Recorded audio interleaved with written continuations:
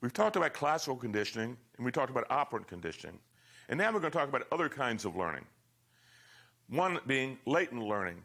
Latent learning is important because it points out the difference between performance and learning. The fact that you might see the learning might occur when you don't really see the performance differences that you would expect.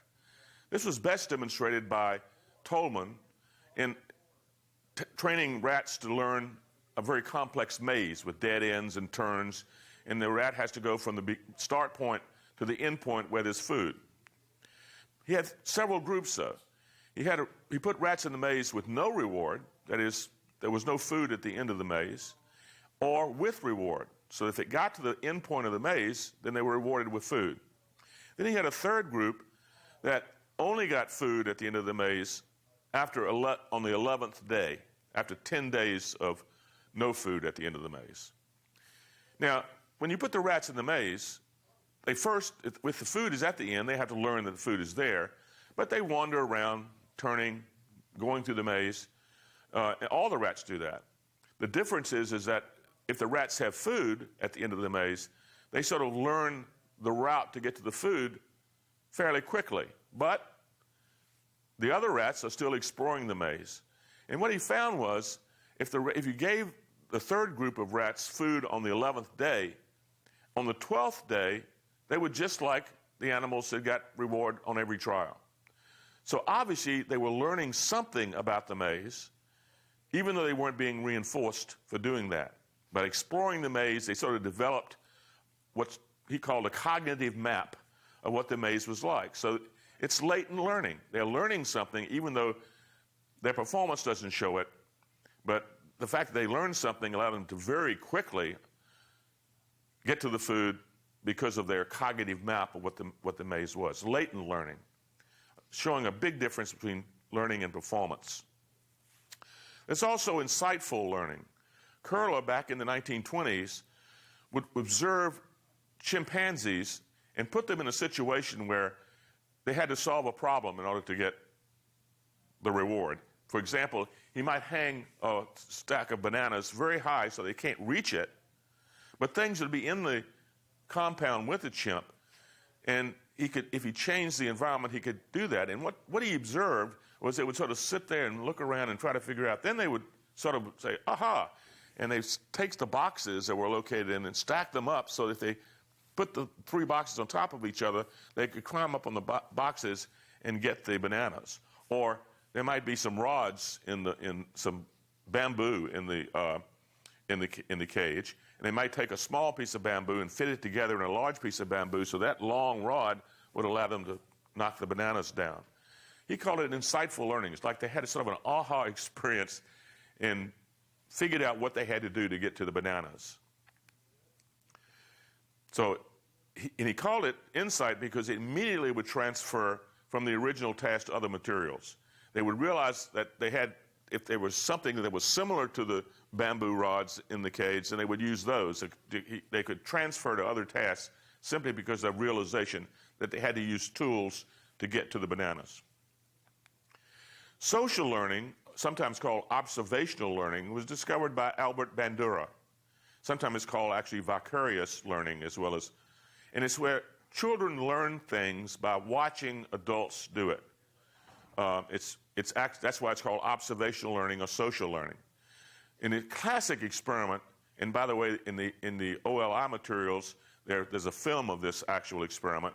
He used the Bobo doll, which is one of these dolls, blow-up dolls, that if you knock it over on its side, it'll pop back up because it has a center of gravity that's very low, and so it's always standing straight up, and so if you knock it down, it'll come back up. And he had 36 boys and 36 girls from Stanford's nursery school. He was a professor at Stanford. And the variables he used is whether the child observed an adult model being aggressive with the Bobo doll. So they would knock the Bobo doll over, and they would hit it with their fist. There was a hammer. They'd take the hammer and hit it against the Bobo doll. They could throw the Bobo doll up in the air. And they would also have verbal aggressive behavior. So they watched 10 minutes or so of this aggressive behavior of an adult model. And they also wanted to see whether the gender of the model was important for the boys and girls. So there was a male model or a female model. And So the variable was that they watched the adult in the room with the toys. There were lots of toys that were interactive, by the way, tea sets and dolls and all kinds of stuff. And one was aggressive against the Bobo doll. The other, the non-aggressive, was simply playing with the toys. And here are the results of the experiment. First, if aggression was modeled by the adult, then you see, this, by the way, is the amount of aggressive behavior that the child did when they were put into a room with the same toys and allowed to play with the toys, and then you would observe whether or not they were aggressive against the Bobo doll. And as you can see, if the aggressive model, observing the aggressive model, produced much more aggressive behavior on the part of the boys and the girls. And the boys are simply more aggressive than the girls. So there is a gender difference here. And it didn't matter whether the model was a male or a female, even though the boys seemed to react better, more aggression if it was a male model than a female model, but they still had more aggression than even with the female model. So it didn't really, that wasn't that important, but whether they observed aggression or not was very important. Now, another experiment, they actually did one of three things to the adult model before the child was allowed to play with the toys. The model was rewarded with candy. The experimenter went in and gave some candy to the model after they engaged in that play behavior of aggression or non-aggression. They were punished, come in and said, hey, don't do that again. So verbal sort of punishment against the model that was aggressive with the Bobo doll. Oh, they did nothing. Once the model behavior was over, then the child was placed in the room to see what they would do.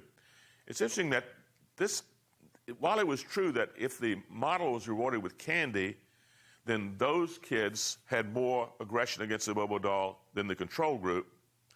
And if the model was punished, they had less aggression behavior with the Bobo doll than with the control group. But they all showed aggressive behavior if they watched aggression by the model. So it didn't do away with it, but there was an effect of whether or not the model was punished or rewarded, but it did not account for all of the aggression.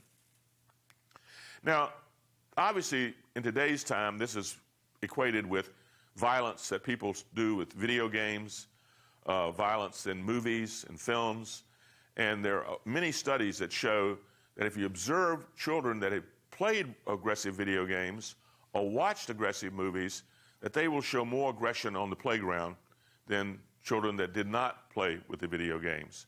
So this is a topic of interest right now because of the notion of what produces aggression and violence in children when we have so much of that around us. Thank you.